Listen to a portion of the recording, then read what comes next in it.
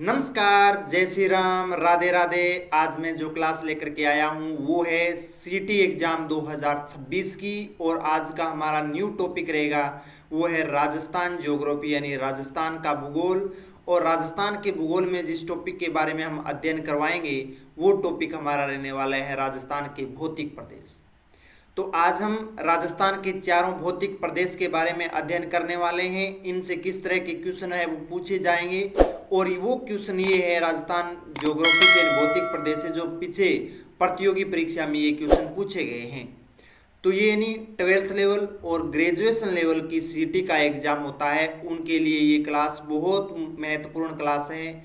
इसमें हम वो 50 महत्वपूर्ण क्वेश्चनों का अध्ययन करेंगे और उन क्वेश्चनों के बारे में हम पढ़ेंगे, उनका कॉन्सेप्ट भी क्लियर करेंगे और चारों विकल्पों का हम विस्तार से अध्ययन करने वाले हैं। और साथ साथ में हम नए क्वेश्चन किस तरह से बन सकते हैं उनके बारे में भी हम अध्ययन करवाने वाले हैं। तो आज की ये क्लास आप सभी के लिए बहुत बहुत मोस्ट इम्पोर्टेंट रहने वाली है मेरे प्यारे रसगुल्लों के लिए। तो आप इसे जो भी प्रतियोगी परीक्षा की तैयारी कर रहे हैं उनको आप शेयर कर दीजिए, लाइक कर दीजिए, कमेंट कीजिए। और इसके साथ साथ में आप चैनल पर अगर नए आए हैं तो आप सब्सक्राइब है वो भी कर दीजिए। तो ये क्लास आपके लिए very very most important class है। तो आइए हम क्वेश्चन नंबर 1 की ओर चलते हैं। और आज का हमारा जो क्वेश्चन रहेगा वो है ये। और पहला क्वेश्चन है वो है राजस्थान का भौतिक स्वरूप मुख्य रूप से किन दो प्राचीन भूखंडों के अवशेष माने जाते हैं।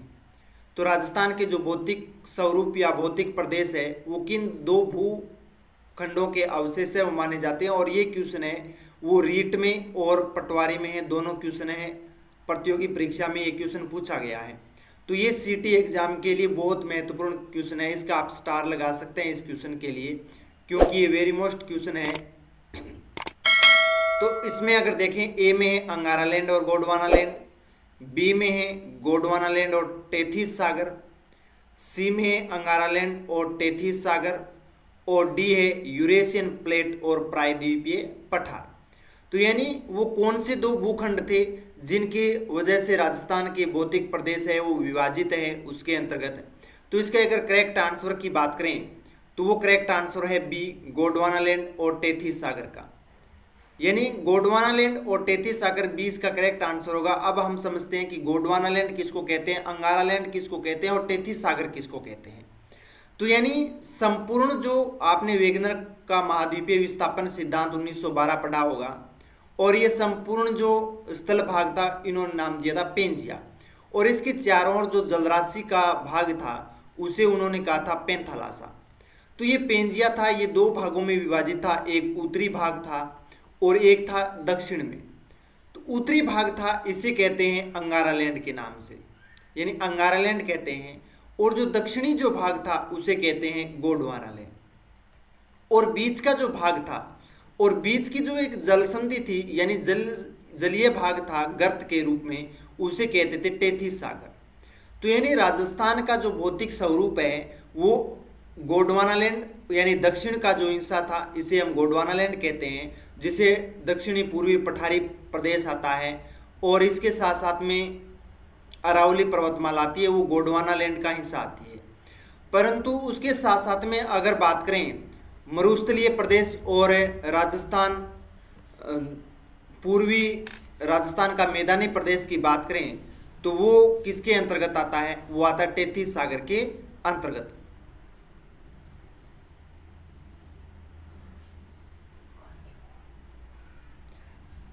ठीक है।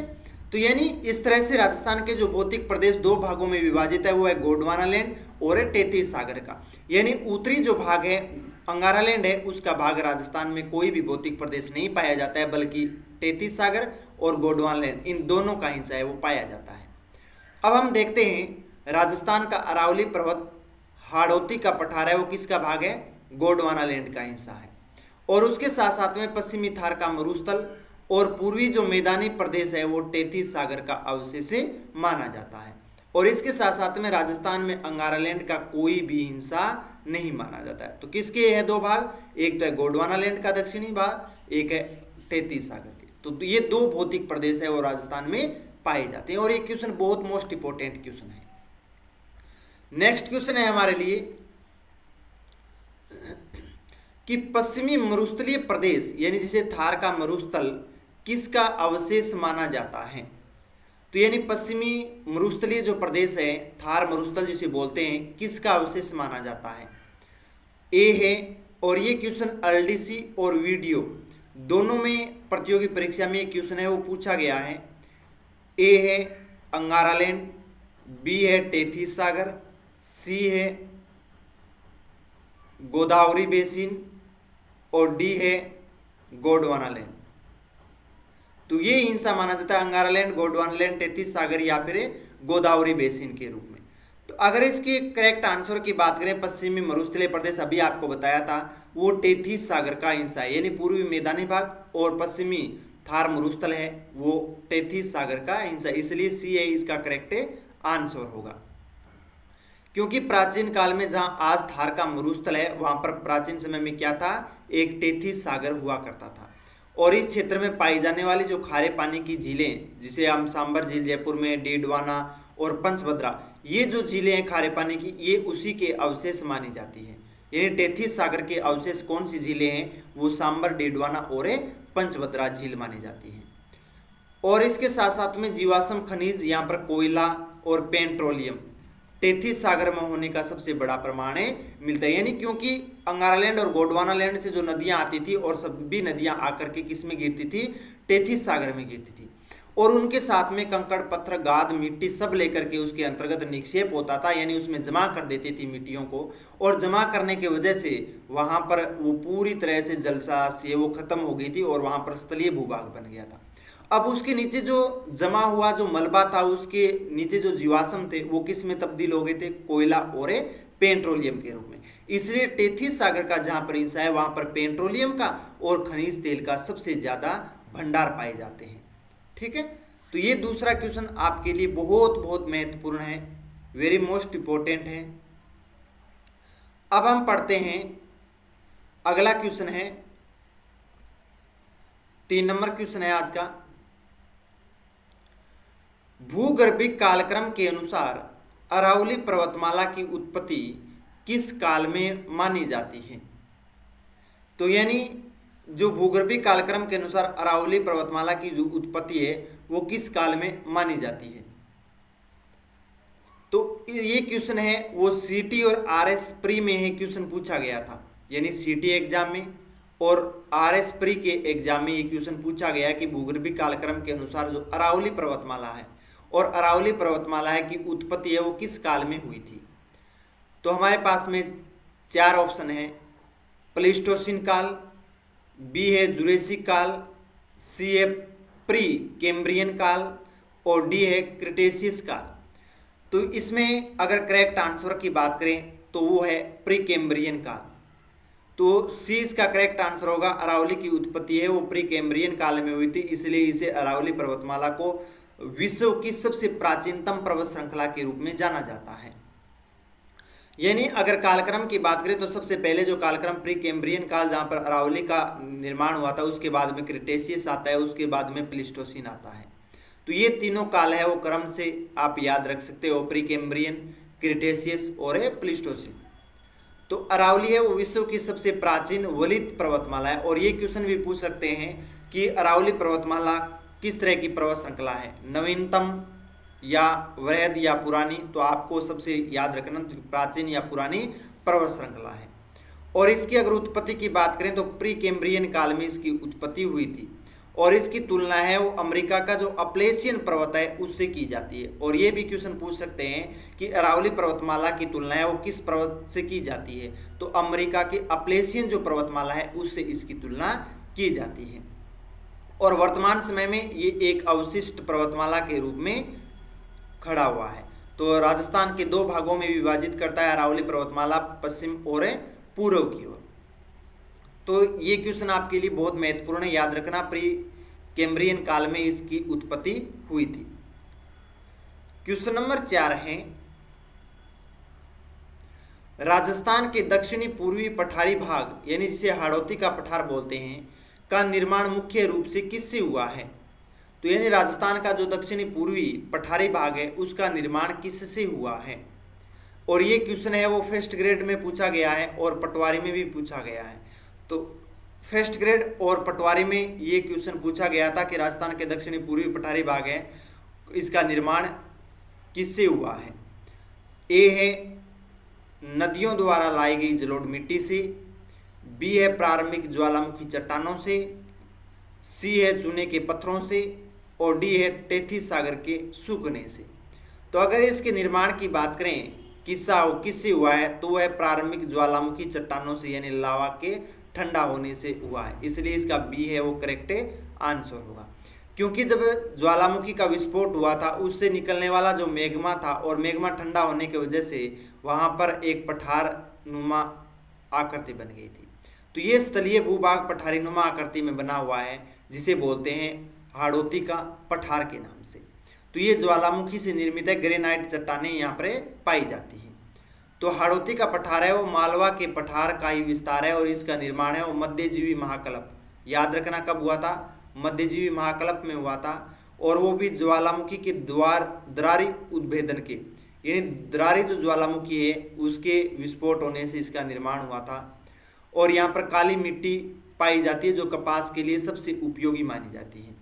तो यहाँ पर ये क्षेत्र है वो दक्षिणी पूर्वी कोटा, बूंदी, बारा और झालावाड़ राजस्थान के जो जिले हैं वहाँ पर काली मिट्टी का प्रदेश है और वहाँ पर सबसे ज्यादा है वो कपास का उत्पादन किया जाता है। अगला क्वेश्चन है लाठी सीरीज क्षेत्र क्या है? तो 5 नंबर क्वेश्चन है लाठी सीरीज क्षेत्र क्या है? तो इसमें ए है वन्य जीव अभ्यारण्य, बी है खनिज तेल क्षेत्र, सी है भूगर्भिक जल पट्टी और डी है जिप्सम की पट्टी।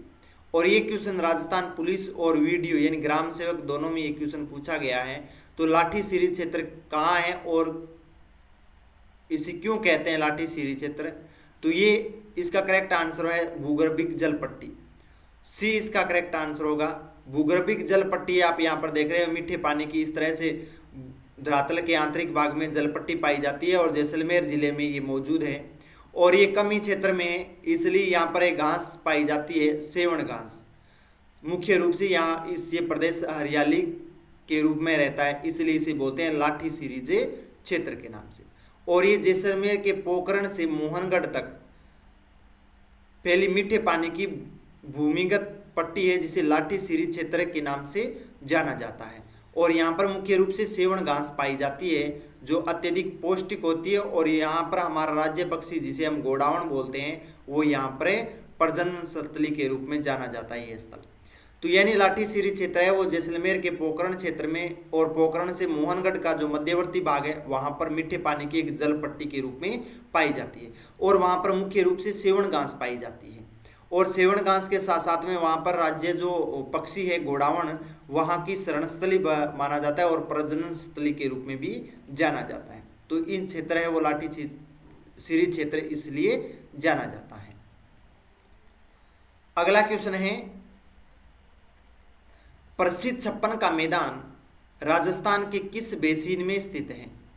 यानी छप्पन का मैदान राजस्थान के किस बेसिन में स्थित है? और ये क्वेश्चन है वो सीटी और रीट दोनों में ये क्वेश्चन पूछा गया है। तो ए है लूनी बेसिन में, बी है माही बेसिन में, सी है चंबल बेसिन में, डी है बनास बेसिन में।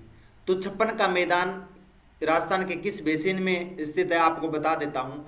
बांसवाड़ा और प्रतापगढ़ के मध्य का जो भाग होता है वहाँ पर 56 नदी नालों का समूह है और या फिर 56 गांवों का समूह है इसलिए उसे बोलते हैं छप्पन का मैदान। क्योंकि वहाँ पर बांसवाड़ा और प्रतापगढ़ के मध्य जो नदियाँ प्रवाहित होती है जिसका नाम है माही नदी जो कर्क रेखा को 2 बार पार करने वाली नदी है। तो इसलिए इसे छप्पन का मैदान के नाम से जाना जाता है। तो कौन सी नदी बेसिन का है? बी इसका करेक्ट होगा माही बेसिन। और ये प्रतापगढ़ और बांसवाड़ा के मध्य 56 नदी नालों या 56 गांवों का समूह जिसे हम क्या कहते हैं छप्पन का मैदान के नाम से जाना जाता है। और यहाँ पर अगर बात करें कि 56 की पहाड़ियाँ ये कंफ्यूज हो जाते हो आपकी छप्पन का मैदान कौन सा है और 56 की पहाड़ियाँ कहाँ हैं। तो याद रखना 56 की पहाड़ियाँ हैं वो सिवाना बालोतरा जिले में है, ठीक है। और 56 का मैदान है वो कहाँ है? बांसवाड़ा और प्रतापगढ़ के मध्य है। तो दोनों चीज़ें याद रखना आप। तो 56 की पहाड़ियाँ बालोतरा जो नवीनतम जिला है उनका सिवाना क्षेत्र है वहाँ पर स्थित है, और 56 का मैदान है वो है बांसवाड़ा और प्रतापगढ़ के मध्य। अगला क्वेश्चन है वेरी मोस्ट इंपोर्टेंट के रूप में क्वेश्चन है ये, मालपुरा करौली का मैदान राजस्थान के किस नदी बेसिन का हिस्सा है? तो यानी मालपुरा करौली का जो मैदान है वो राजस्थान के किस नदी बेसिन का हिस्सा है, और ये पटवारी और एलडीसी दोनों में ये क्वेश्चन पूछा गया है। तो अगर बात करें, ए है माही बेसिन का, बी है बाणगंगा बेसिन का, सी है बनास बेसिन का, और डी है लूनी बेसिन का। तो मालपुरा करौली का जो मैदान है वो राजस्थान के किस नदी बेसिन का हिस्सा है? अगर इसकी बात करें तो इसका करेक्ट आंसर होगा सी, यानी बनास बेसिन का है।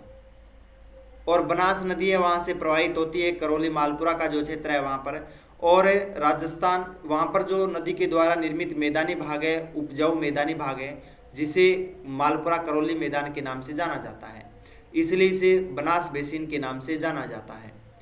और बनास बेसिन है उसके अंतर्गत दो मैदान आते हैं, एक आता है मेवाड़ का मैदान जो दक्षिण में है, और दूसरा है मालपुरा करौली का मैदान जो उत्तर पूर्व में स्थित है। तो याद रखना बनास बेसिन के अंतर्गत दो मैदान मौजूद है, एक है मेवाड़ का मैदान जो दक्षिणी है, उदयपुर है वो क्षेत्र, और दूसरा है मालपुरा करौली का मैदान जो उत्तर पूर्व में मौजूद है। और ये बनास नदी के बेसिन को दो भागों में बांटा जाता है, इसके दक्षिणी भाग को मेवाड़ का मैदान के नाम से जाना जाता है, और उत्तर पूर्व का जो भाग है उसे मालपुरा करौली का मैदान के नाम से जाना जाता है। और इस मैदान में टोंक, अजमेर और सवाई माधोपुर का क्षेत्र और करौली का जो क्षेत्र है वो इसके अंतर्गत आता है। जो जिले आते हैं करौली, टोंक, अजमेर और सवाई माधोपुर, जो उत्तरी पूर्वी मैदानी यानी मालपुरा करौली का मैदान है उसके नाम से जाना जाता है। क्वेश्चन नंबर 8 है, उत्खात स्थलाकृति या बीहड़ भूमि के लिए निम्न में से कौन सा बेसिन प्रसिद्ध है? तो यानी उत्खात स्थलाकृति या बीहड़ भूमि के लिए निम्न में से कौन सा बेसिन प्रसिद्ध है? और ये सेकंड ग्रेड में और सीटी दोनों में ये क्वेश्चन पूछा गया है, तो आपके लिए वेरी मोस्ट इंपॉर्टेंट है, सेकंड ग्रेड वालों के लिए भी और सीटी के लिए भी। ए है माही बेसिन, बी है चंबल बेसिन, सी है लूनी बेसिन, और डी है घग्गर बेसिन। तो यानी उत्खात स्थलाकृति है या बीहड़ भूमि है के लिए निम्न में से कौन सा बेसिन प्रसिद्ध है? तो इसके लिए करेक्ट आंसर होगा बी, चंबल बेसिन। तो चंबल नदी जहाँ प्रवाहित होती है वहाँ का बीहड़ क्षेत्र है, और बीहड़ क्षेत्र आप यहाँ पर देख सकते हो कि जो नदी है उसका कटाव है वो बहुत गहरा है, और उसके चारों ओर जो वितरिकाओं के रूप में जल आता है उसके अंतर्गत है, और यहाँ पर गहरी खड्डे या खाइयाँ बन जाती है, और उसके मध्यवर्ती जो वितरिकाएं होती है, मध्यवर्ती भाग है वो ऊपर उठा होता है, और उसके चारों ओर जो खाइयाँ बनी होती है उसे बोलते हैं उत्खात स्थलाकृति, यानी उबड़ खाबड़ धरातल है जिसे बीहड़ के नाम से जाना जाता है। और ये कौन सी नदी पर है? वो है चंबल नदी पर। और चंबल नदी द्वारा मिट्टी के अत्यधिक कटाव यानी अवनालिका प्रदन के कारण गहरी खाइयाँ या उबड़ खाबड़ धरातल बन जाता है, जिसे किस नाम से? बीहड़ भूमि या फिर उत्खात भूमि के नाम से जाना जाता है। और इसे स्थानीय भाषा में डांग क्षेत्र, किस नाम से? डांग क्षेत्र धौलपुर, करौली और सवाई माधोपुर जिले में फैला हुआ है। तो याद रखना बीहड़ भूमि, उत्खात स्थलाकृति या डांग क्षेत्र कहाँ है, कौन सी नदी पर है? वो चंबल नदी पर है। कौन कौन से जिलों में है? धौलपुर, करौली और सवाई माधोपुर में। इसलिए करौली को डांग भूमि की रानी के नाम से जाना जाता है। तो चंबल नदी पर है, और ये सेकंड ग्रेड और रीट में दोनों में, सॉरी सीटी में क्वेश्चन है वो पूछा गया है। अगला क्वेश्चन है, पश्चिमी मरुस्थल में सर्वाधिक गतिशील और मरुस्थलीकरण के लिए सबसे अधिक उत्तरदायी अर्धचंद्राकार बालू का स्तूप क्या कहलाते हैं? और ये क्वेश्चन रीट में भी पूछा गया है, और रीट के साथ साथ में राजस्थान पुलिस में भी ये क्वेश्चन है पूछा गया है। तो रीट और राजस्थान पुलिस में ये क्वेश्चन पूछा गया कि पश्चिमी मरुस्थलीय जो क्षेत्र है वहाँ की जो मृदा है वो सबसे ज़्यादा गतिशील रहती है। गतिशील यानी एक स्थान से दूसरे स्थान की ओर परिवहन करना, और इसके लिए अर्धचंद्राकार आकृति में जो बालू का स्तूप बनते हैं उसे किस नाम से जाना जाता है? ए है बरखान के नाम से, बी है सीप के नाम से, डी है अनुधेरी के नाम से, और डी है तारा स्तूप के नाम से। तो इसका करेक्ट आंसर होगा बरखान के नाम से।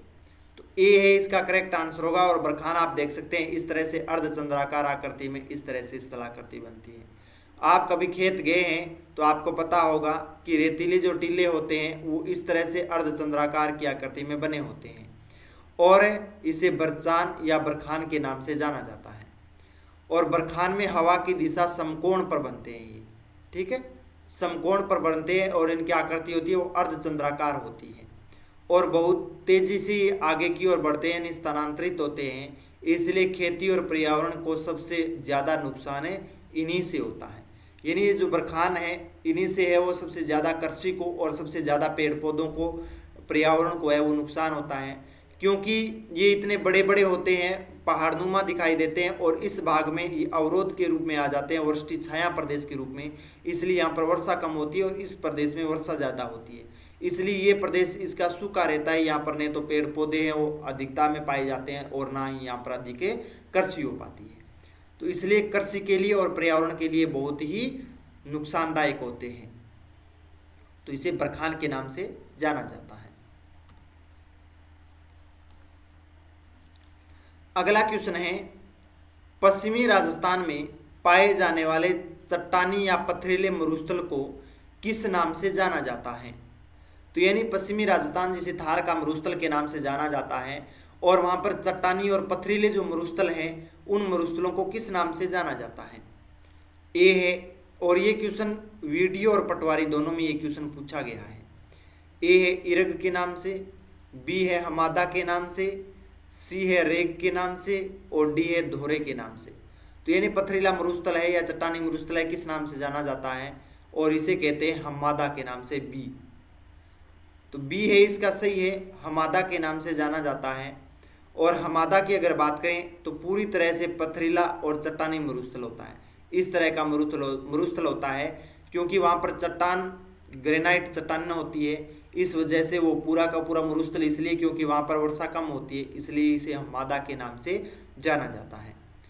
दूसरा इरग होता है, वो पूरी तरह से रेतीला मरुस्थल होता है जिसे इरग के नाम से जाना जाता है। ये आप देख सकते हो पूरे की तरह है, वो रेतीला मरुस्थल है, इसे इरग के नाम से। रेग क्या होता है?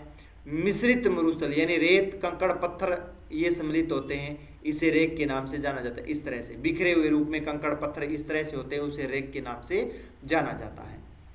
और इरग है वो पूरा का पूरा रेतीली मिट्टी से निर्मित है, दोहरे पाए जाते हैं। हमादा है पूरा चट्टानी मरुस्थल है, उसे हमादा के नाम से जाने जाते हैं। और धोरे किसको कहते हैं मैं बता देता हूँ कि रेतीली जो मिट्टी होती है उनके बड़े बड़े जो टीले होते हैं और टीलों को क्या कहते हैं? धोरे के नाम से जाना जाता है। तो चारों विकल्प यहाँ पर हमारे क्लियर हो चुके हैं। अब हम क्वेश्चन नंबर 11 की ओर चलते हैं और ये क्वेश्चन वेरी मोस्ट इंपॉर्टेंट है कि बोराट का पठार राजस्थान के किन स्थानों के मध्य विस्तृत है? तो यानी बोराट का जो पठार है वो राजस्थान के किन स्थानों के मध्य है वो स्थित है। और ये क्वेश्चन सीटी और आरएस परीक्षा में है वो पूछा गया था। तो सीटी में और सीटी के साथ साथ में आरएस की जो परीक्षा हुई थी उसमें ये क्वेश्चन पूछा गया था। तो प्रिय विद्यार्थियों ये पीछे पूछे गए जो एग्जाम है राजस्थान के भौतिक प्रदेश से संबंधित है, आप अच्छी तरह से याद कीजिएगा। मेरी राजस्थान ज्योग्राफी की क्लास, इंडियन ज्योग्राफी की क्लास है वो शाम 7:30 बजे मेरे यूट्यूब प्लेटफॉर्म पर आती है, वहाँ से आप अच्छी तरीके से उसको नोट कीजिए। तो इसमें ए है गोगुंदा और कुंभलगढ़ के मध्य, बी है प्रतापगढ़ और बांसवाड़ा के मध्य, सी है चित्तौड़गढ़ और भीलवाड़ा के मध्य, डी है अचलगढ़ और गुरुशिखर के मध्य। तो बोराट का पठार किन स्थानों के मध्य है? तो इसका करेक्ट आंसर होगा ए, गोगुंदा और कुंभलगढ़ के मध्य। तो गोगुंदा और कुंभलगढ़ के मध्य है वो बोराट का पठार है वो मौजूद है। एक तरफ गोगुंदा है वो उदयपुर में है, कुंभलगढ़ है वो राजसमंद में है। और यहाँ पर इस तरह से पठार बना हुआ है और ये पठारी भाग जिसे हम बोराट का पठार के नाम से पुकारते हैं। तो राजसमंद के कुंभलगढ़ और उदयपुर जिले के गोगुंदा के बीच में ये बोराट का पठार है और अरावली का दूसरा सबसे ऊंचा पठार है और इसकी ऊंचाई है वो 1225 मीटर है। और राजस्थान का सबसे ऊंचा पठार की बात करें तो वो है उड़िया का पठार, माउंट आबू में 1360 मीटर ऊंचा है। तो दोनों पठारों के याद रखना। उड़िया का पठार राजस्थान का सबसे ऊंचा पठार है, जो कहाँ है, माउंट आबू में है, 1360 मीटर इसकी ऊंचाई है। दूसरा जो पठार है वो है बोराट का पठार, जो गोगुंदा और कुंभलगढ़ यानी राजसमंद के मध्य वो फैला हुआ है, इसकी ऊंचाई है वो 1225 मीटर है। तो वेरी मोस्ट इंपॉर्टेंट क्वेश्चन है। अगला जो हमारा क्वेश्चन रहेगा वह पश्चिमी राजस्थान में वर्षा के पानी से बालूका स्तूपों के बीच बनने वाली अस्थायी झीलें को क्या कहा जाता है। तो यानी पश्चिमी राजस्थान में वर्षा के पानी से जो बालूका स्तूप बनते हैं और बालूका स्तूपों के जो बीच का जो भाग होता है, जल अस्थायी जल होता है, वहाँ पर रुक जाता है और वो झील के रूप में तब्दील हो जाता है। तो अस्थायी झील को किस नाम से जाना जाता है। और ये क्वेश्चन है वो वनपाल में पूछा गया है और एलडीसी दोनों में पूछा गया है। तो वनपाल और एलडीसी दोनों में पूछा है। तो ए है नाड़ी, बी है जोहड़, सी है खड़ीन और डी है रन या फिर टाट के रूप में। तो इसका करेक्ट आंसर होगा डी, रन या टाट के रूप में है वो जाना जाता है। जो अस्थायी झील होती है, आप देख रहे हैं ये मिट्टी के बने हुए बड़े बड़े टीले हैं, इनका ये निम्न भाग हो जाए और वर्षा का जल है वो इसमें रुक जाता है और अस्थायी झील बन जाती है। तो इसे रन या फिर टाट के रूप में जाना जाता है। तो ये भाग है वो दलदली और अस्थायी खारे पानी की झील बन जाती है, जिसे रन या टाट या पलाया झील के नाम से भी जाना जाता है। जैसे हम पढ़ते हैं बापरन है वो फलोदी में है और थोबरन है वो बाड़मेर में है। तो दोनों याद रखना, बापरन कहाँ है, फलोदी में स्थित है, और थोबरन कहाँ है, वो है बाड़मेर में। तो बाप यानी फलोदी यानी पै की लाइन से शुरू होता है, याद रखना, और थोब बै से बाड़मेर यानी थोबरन कहाँ है, बाड़मेर में मौजूद है। तो इस तरह से आप याद रखने की ये आसान ट्रिक है। तो ये अस्थायी झील होती है, खारे पानी की होती है, क्योंकि वहाँ पर इस मिट्टी में अम्लीयता की मात्रा अधिक होती है, लवणता की मात्रा अधिक होती है, इसलिए जल खारा हो जाता है, जिसे रन या टाट की या पलाया झील के नाम से जाना जाता है। अब हम नेक्स्ट क्वेश्चन के बारे में पढ़ते हैं और ये क्वेश्चन हमारे लिए वेरी मोस्ट इंपॉर्टेंट क्वेश्चन है।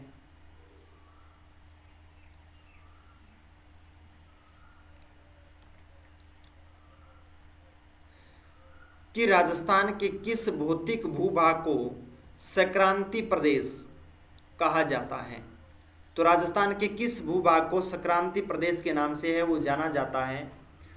तो ये क्वेश्चन है वो फर्स्ट ग्रेड में और सीटी एग्जाम में पूछा गया है। संक्रांति प्रदेश पश्चिमी मरुस्थलीय प्रदेश में, बी में है अरावली पर्वतीय प्रदेश, सी में है पूर्वी मैदानी प्रदेश और डी है दक्षिणी पूर्वी पठारी प्रदेश। तो संक्रांति प्रदेश किसको कहते हैं। तो इसका करेक्ट आंसर होगा वो होगा डी, दक्षिणी पूर्वी पठारी प्रदेश, यानी हाड़ौती का जो पठार है उसे संक्रांति प्रदेश के नाम से जाना जाता है। संक्रांति प्रदेश क्यों कहते हैं, क्यों इस क्षेत्र में अरावली पर्वतमाला और विंध्याचल पर्वतमाला का मिलना होता है, यानी दोनों का आपस में वहां पर मिलना होता है, अरावली पर्वतमाला और विंध्याचल पर्वतमाला का। इस वजह से इसे संक्रांति प्रदेश या संक्रमण प्रदेश के नाम से जाना जाता है। और यहाँ पर महान सीमा श्रेणी यानी ग्रेट बाउंड्री फॉल्ट GBF यानी ग्रेट बाउंड्री फॉल्ट इसी क्षेत्र से गुजरता है। तो इसलिए संक्रांति प्रदेश कहते हैं। इस तरफ अरावली है और दूसरी तरफ विंध्याचल पर्वतमाला है और ये प्रदेश है यहाँ पर है जो दोनों आपस में मिलती है, उसे ग्रेट बाउंड्री फॉल्ट के नाम से जाना जाता है, यानी महान सीमा भ्रंश के नाम से। तो महान सीमा भ्रंश है किन दो पर्वतमालाओं के मध्य है, तो विंध्याचल और अरावली के मध्य। इसको संक्रांति प्रदेश के नाम से जाना जाता है। क्वेश्चन नंबर 14 है, विंध्यन कंगार भूमि का विस्तार राजस्थान के किन जिलों में मुख्य रूप से पाया जाता है। ए है धौलपुर, करौली, सवाई माधोपुर, कोटा। ए इसका करेक्ट आंसर होगा। तो यानी विंध्याचल कंगार भूमि है वो राजस्थान के किन जिलों में पाई जाती है, तो धौलपुर, करौली, सवाई माधोपुर और कोटा, इन जिलों में विंध्यन कंगार भूमि है वो पाई जाती है। और यहाँ आप देख सकते हैं विंध्यन कंगार भूमि के रूप में, ये आप जो देखे विंध्यन कंगार भूमि ये है। तो ये धौलपुर है, करौली है, सवाई माधोपुर और कोटा, इन जिलों में है वो विंध्यन कंगार भूमि पाई जाती है। और हाड़ौती के पठार को दो भाग हैं, एक है दक्कन का लावा पठार और दूसरा है विंध्यन कंगार भूमि। और ये विंध्यन कंगार भूमि मुख्य रूप से लाल बलुआ पत्थरों से बनी है और ये चंबल और बनास नदियों के बीच में स्थित है। तो याद रखना, विंध्यन कंगार भूमि किन जिलों में है? धौलपुर, करौली, सवाई माधोपुर, कोटा में है। और ये प्रदेश है दक्षिण पूर्वी पठारी प्रदेश, जिसे हाड़ौती का पठार के नाम से जाना जाता है। ये दो भागों में विभाजित है, एक है दक्कन का लावा पठार और दूसरा विंध्यन है कंगार की भूमि। तो ये प्रदेश है वो चंबल और बनास नदियों से के बीच में मौजूद है। अब हम नेक्स्ट क्वेश्चन पढ़ते हैं। अरावली और पूर्वी मैदान के निर्माण के आधार पर राजस्थान के भौतिक प्रदेशों का सही क्रम यानी सबसे प्राचीन से सबसे नवीनतम कौन सा है?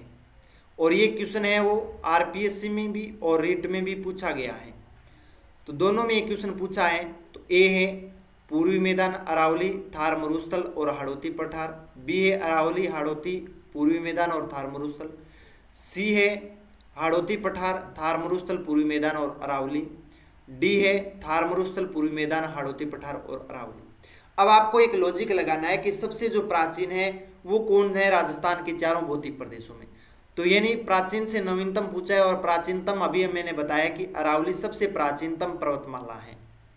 तो अरावली जहां पर प्राचीनतम सबसे पहले आनी चाहिए, प्राचीन का पहले पूछा है, तो ए में नहीं है, गलत है। बी में है, छोड़ देते हैं। सी में गलत है।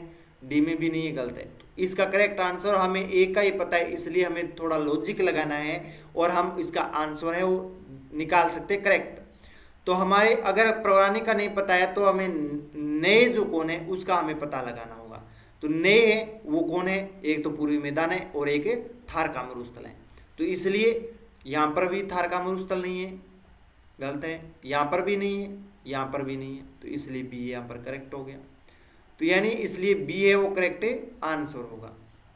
तो अरावली सबसे प्राचीन है प्री कैम्ब्रियन में, हाड़ौती है वो क्रिटेशियस काल में, पूर्वी मैदान है वो प्लेस्टोसिन में और थार मरुस्थल है वो सबसे नवीनतम भौतिक प्रदेश है। तो ये है क्रम से अरावली, हाड़ौती का पठार, पूर्वी मैदान और थार का मरुस्थल। अब हम अगला क्वेश्चन पढ़ते हैं।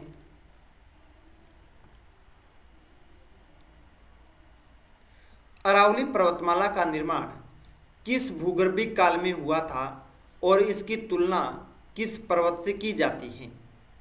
और ये रीट में और सेकंड ग्रेड टीचर में पूछा गया है क्वेश्चन कि अरावली पर्वतमाला का निर्माण है वो किस भूगर्भिक काल में हुआ था और इसकी तुलना किस पर्वत से की जाती है? तो आपको याद रखना है, इसमें चार विकल्प हैं। ए है क्रिटेशियस काल, क्या हिमालय पर्वत से इसकी तुलना होती है? बी है प्री कैम्ब्रियन काल, क्या इसे अप्लेशियन पर्वत से तुलना होती है? सी है प्लेस्टोसिन काल, क्या इसे रॉकीज पर्वत से होती है? डी है जुरेसिक काल, क्या इसे एंडीज पर्वत से तुलना होती है? तो मैंने अभी पीछे क्वेश्चन मैंने करवाया था, तो आपको पता होना चाहिए अरावली पर्वत का निर्माण है वो प्री कैम्ब्रियन हुआ था, इसलिए प्राचीन पर्वतमाला है। और संयुक्त राज्य अमेरिका की जो पर्वत है अप्लेशियन, इसका एक हिस्सा माना जाता है, इससे तुलना की जाती है। तो इसलिए बी है वो करेक्ट आंसर होगा। तो बी है इसका सही आंसर है, क्योंकि अरावली विश्व की सबसे प्राचीनतम वलित पर्वतमालाओं में से एक है। इसका निर्माण आज से लगभग 60 करोड़ वर्ष पूर्व प्री कैम्ब्रियन काल में हुआ था। और रचना की दृष्टि से अरावली की तुलना अमेरिका के अप्लेशियन पर्वत से की जाती है और ये गोंडवाना लैंड का एक प्राचीनतम अवशेष माना जाता है। तो मैंने यहाँ पर इनके सभी के कॉन्सेप्ट क्लियर करवाए हैं अरावली पर्वतमाला के और किस पर्वत का हिस्सा माना जाता है, तो वो है अप्लेशियन पर्वत का अमेरिका में मौजूद है। अगला जो हमारे लिए क्वेश्चन है, बोराट का पठार राजस्थान के किन दो स्थानों के मध्य स्थित है? तो बोराट का जो पठार है वो राजस्थान के किन दो स्थानों के मध्य में मौजूद है? और ये क्वेश्चन है वो वीडियो और एलडीसी दोनों में ये क्वेश्चन है पूछा भी गया और साथ साथ में पटवारी में भी ये क्वेश्चन पूछा है। ए है कुम्भलगढ़, राजसमंद, गोगुंदा, उदयपुर। बी है भैंसरोडगढ़, चित्तौड़गढ़ से बिजोलिया भीलवाड़ा के मध्य। सी है सिरोही से आबू पर्वत के मध्य। डी है उदयपुर शहर से जयसमंद झील के मध्य। तो ये पटवारी वीडियो और एलडीसी में पूछा है कि बोराट का पठार राजस्थान के किन दो स्थानों के मध्य स्थित है? तो इसका करेक्ट आंसर है कुम्भलगढ़, राजसमंद, गोगुंदा, उदयपुर के मध्य स्थित है। ए इसका करेक्ट आंसर होगा। और इसकी ऊंचाई की बात करें और राजस्थान का दूसरा सबसे ऊंचा पर्वत है, 1225 मीटर ऊंचा है। और सबसे ऊंचा अगर राजस्थान की बात करें पठार कौन सा है तो वो है उड़िया का पठार, माउंट आबू में। नेक्स्ट क्वेश्चन है, सिरोही जिले में स्थित उबड़ खाबड़ और तीव्र ढाल वाली पहाड़ियों को स्थानीय भाषा में क्या कहा जाता है? तो सिरोही जिले में स्थित उबड़ खाबड़ और तीव्र ढाल वाली पहाड़ियों को स्थानीय भाषा में किस नाम से जाना जाता है? ए है गिरवा के नाम से, बी है मगरा के नाम से, सी है भाकर के नाम से और डी है मालडांग के नाम से। और ये सिटी और राजस्थान पुलिस दोनों में एक क्वेश्चन पूछा गया है कि सिरोही जिले में स्थित उबड़ खाबड़ और तीव्र ढाल वाली पहाड़ियों को स्थानीय भाषा में किस नाम से जाना जाता है? तो इसका जो करेक्ट आंसर होगा वो होगा सी, भाकर के नाम से। तो सी इसका करेक्ट आंसर है, भाकर है। सिरोही जिले में जो पहाड़ियां हैं, उबड़ खाबड़ धरातल है, उसको भाकर के नाम से जाना जाता है। तो ये पूर्वी सिरोही में है और अरावली की जो उबड़ खाबड़ या कटी फटी हुई तेज ढलान वाली जो पहाड़ियां हैं उसे सिरोही में स्थानीय भाषा में भाकर या भाकरी के नाम से जाना जाता है। तो इस तरह से कटी फटी हुई पहाड़ियां हैं उसको क्या नाम से? भाकर के नाम से जाना जाता है। किस जिले में? सिरोही जिले में। 19 नंबर क्वेश्चन है हमारे लिए, 56 का मैदान राजस्थान के किस नदी बेसिन का हिस्सा है और ये किन जिलों के मध्य फैला हुआ है? तो ये क्वेश्चन सीटी, रीट और RPSC first grade second grade में भी क्वेश्चन पूछा गया है। ए है बनास बेसिन क्या टोंक सवाई माधोपुर में है, बी है चंबल बेसिन क्या कोटा बूंदी में है, सी है लूनी बेसिन क्या जालौर बाड़मेर में है, डी है माही बेसिन बांसवाड़ा प्रतापगढ़ में है। तो 56 का मैदान है और राजस्थान के किस नदी बेसिन में और किस जिले में स्थित है? तो इसका जो करेक्ट आंसर होगा वो होगा डी, माही बेसिन और बांसवाड़ा प्रतापगढ़ के मध्य में स्थित है। तो इसका डी है वो करेक्ट आंसर है। तो माही नदी द्वारा बनाए गए उपजाऊ मैदान को किस नाम से? 56 का मैदान कहा जाता है। और ये बांसवाड़ा और प्रतापगढ़ के मध्य 56 गांव या 56 नदी नालों का एक समूह है और वहां पर लाल लोमी मिट्टी पाई जाती है जो मक्का की कृषि के लिए बहुत ही उपयोगी। इस तरह की वहां पर कृषि होती है और ये माही नदी इस तरह से प्रवाहित होती है, तो इसे बोलते हैं 56 का मैदान। और ये बांसवाड़ा और प्रतापगढ़ के मध्य में स्थित है। अगले क्वेश्चन की ओर चलते हैं कि राजस्थान का सबसे ऊंचा पठार कौन सा है? और ये एलडीसी और ग्राम सेवक वीडियो दोनों भर्तियों में एक क्वेश्चन पूछा है कि राजस्थान का सबसे ऊंचा पठार कौन सा है। ए आबू का पठार, बी है उड़िया का पठार, सी है बोराट का पठार और डी है मेसा का पठार। तो इसका करेक्ट आंसर होगा वो होगा बी, उड़िया का पठार है वो राजस्थान का सबसे ऊंचा पठार है। तो बी इसका करेक्ट आंसर होगा। और बोराट है वो 2 नंबर पर आता है, दूसरा सबसे ऊंचा पठार है। तो उड़िया का जो पठार है वो राजस्थान का सबसे ऊंचा पठार है और इसकी ऊंचाई की बात करें तो 1360 मीटर है। और आबू के पठार की अगर बात करें तो ये 1200 मीटर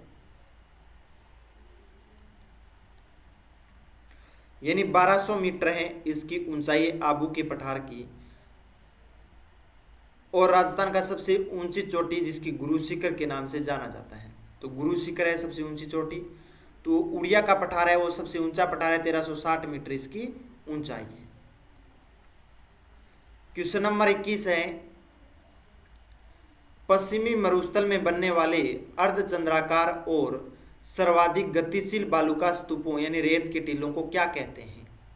तो यानी पश्चिम मरुस्थल में बनने वाले अर्धचंद्राकार और सर्वाधिक गतिशील जो बालुका स्तूप है यानी रेत के टीले हैं उसे स्थानीय भाषा में किस नाम से वो जाना जाता है?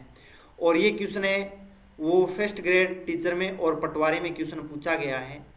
ए है अनुधेरीय बालुका स्तूप, बी है सीप के नाम से, सी बरखान के नाम से और डी पैराबोलिक के नाम से। तो अर्धचंद्राकार आकृति में बालुका स्तूप बनते हैं उसे बरखान के नाम से जाना जाता है, इसलिए इसका करेक्ट आंसर है वो सी होगा। तो हवा की दिशा में बनने वाले जो चांद के आकार के रेत के जो टीले होते हैं उसे किस नाम से? बरखान के नाम से जाना जाता है। और ये सबसे ज्यादा गतिशील होते हैं और मरुस्थलीयकरण आगे बढ़ने के लिए अधिक जिम्मेदार होते हैं, जो नुकसानदायक माने जाते हैं। तो इसे अर्धचंद्राकार आकृति में बरखार कहते हैं, और इसका एक सींग होता है, यानी आधा जो भाग होता है इसे सीप कहते हैं। आधा भाग हो जाता है, ये भाग है, उसे सीप के नाम से जाना जाता है, तो याद रखना।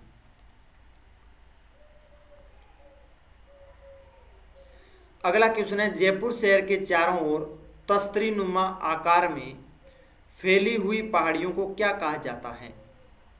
तो यानी उदयपुर शहर के चारों ओर तस्तरी नुमा यानी गोलाकार आकृति में फैली हुई जो पहाड़ियां हैं उसे किस नाम से वो पुकारा जाता है?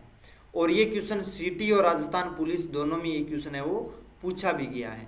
तो सिटी और राजस्थान में पूछा गया है। ए है गिरवा के नाम से, बी है देसेरो के नाम से, सी है मेवल के नाम से, और डी है मेरवाड़ा के नाम से। तो इसका करेक्ट आंसर होगा ए, गिरवा के नाम से जाना जाता है। तो यानी उदयपुर शहर के चारों ओर इस तरह की जो पहाड़ियां हैं वो फैली हुई चारों ओर, इसे किस नाम से? गिरवा के नाम से जाना जाता है। तो ये उदयपुर शहर के चारों ओर है, और ये तस्तरीनुमा या प्लेट या कटोरी के आकार में फैली हुई है गोल आकृति में, और स्थानीय भाषा में इन पहाड़ियों को मेखला या फिर गिरवी के नाम से जाना जाता है, और जिसका अर्थ होता है पहाड़ियों की मेखला। यानी गिरवा का जो अर्थ आता है वो होता है मेखला, यानी पहाड़ियों की एक मेखला, यानी एक श्रृंखला के रूप में गोल आकृति में फैली हुई। तो याद रखना, गिरवा के नाम से जाना जाता है। अगला क्वेश्चन है, अरावली पर्वतमाला की प्रमुख चोटियों का उनके ऊंचाई के अनुसार सही अवरोही क्रम यानी घटते हुए क्रम में कौन सा सही है? तो ये क्वेश्चन आरपीएससी और आरएसएमएसएसबी में पूछा भी गया है। ए है गुरु शिखर देलवाड़ा शेर अचलगढ़, बी है गुरु शिखर शेर देलवाड़ा जरगा, सी है शेर गुरु शिखर जरगा अचलगढ़, डी है गुरु शिखर जरगा शेर कुंभलगढ़। तो इनमें करेक्ट आंसर कौन सा होगा? तो अगर हम बात करें तो वो है 20 का करेक्ट आंसर होगा, गुरु शिखर शेर देलवाड़ा और जरगा। तो 20 का करेक्ट आंसर होगा। तो राजस्थान की सबसे ऊंची जो पर्वत श्रृंखला है या पर्वत चोटी है जिसका नाम है गुरु शिखर। तो गुरु शिखर 1722 मीटर है, आप देख रहे हो। शेर है 1597 मीटर है। उसके बाद में देलवाड़ा है 1442 मीटर है, और जरगा है 1431 मीटर। तो याद रखना किस जिले में है? सिरोही है में गुरु शिखर है, शेर है वो भी सिरोही में 1597 मीटर ऊंचाई में, देलवाड़ा भी सिरोही में है 1442 मीटर है, जरगा है वो भी उदयपुर में है जो 1431 मीटर है। तो इसकी ट्रिक है याद करने के लिए, गुरु से दिल जरा लगा, यानी गुरु से दिल जरा लगा। तो गुरु से है गुरु शिखर, से है शेर, दिल से है देलवाड़ा, और जरा से है जरगा। तो ये क्रम से आप चारों पर्वत चोटियों के नाम याद रख सकते हैं ट्रिक से, गुरु से दिल जरा लगा। तो 20 का करेक्ट आंसर है।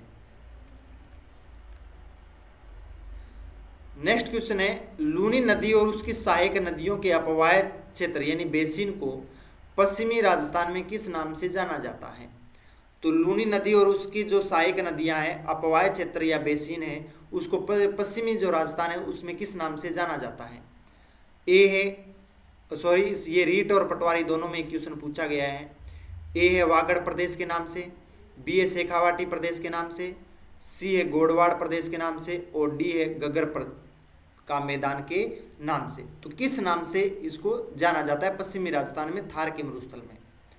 तो इसका करेक्ट आंसर होगा वो होगा सी, गोडवाड़ प्रदेश के नाम से। तो गोडवाड़ प्रदेश के नाम से जाना जाता है, और ये लूनी नदी पश्चिमी मरुस्थलीय प्रदेश की प्रमुख नदी है, और इसको गोडवाड़ प्रदेश के नाम से जाना जाता है।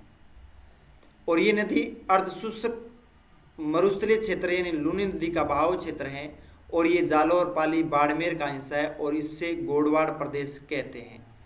तो इस क्षेत्र में प्राचीन गोडवाड़ी बोली भी बोली जाती है, तो इसलिए इसका जो अपवाय क्षेत्र है उस क्षेत्र को गोडवाड़ प्रदेश के नाम से जाना जाता है। तो लूनी नदी का वो प्रदेश है। अगला नेक्स्ट क्वेश्चन है,